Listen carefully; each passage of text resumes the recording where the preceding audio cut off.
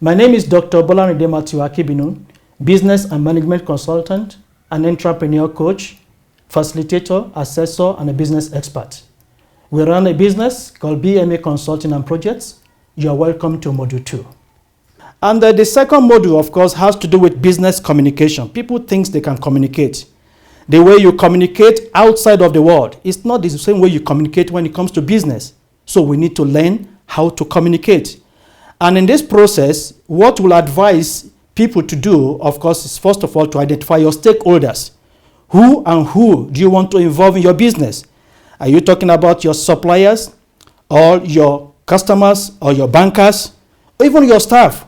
The way you communicate to your suppliers will not be the same way you communicate to your employees.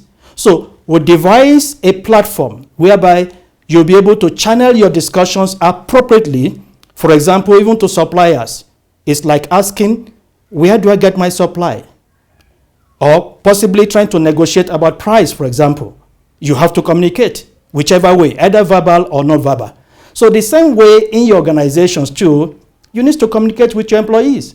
How do you communicate to them? How do you convey the objectives and your goal? How do you convey, what you want them to do? And how do you, of course, convey what you expect them even to produce in the course of their work? So we teach you how to handle each stakeholders at every stage. There are times, of course, you may want to visit your bank, maybe to have discussions with them. What do you communicate with them? How do you communicate with them? How do you get feedback from them? Because if you can't handle your stakeholders effectively, don't forget they have needs, they have expectations.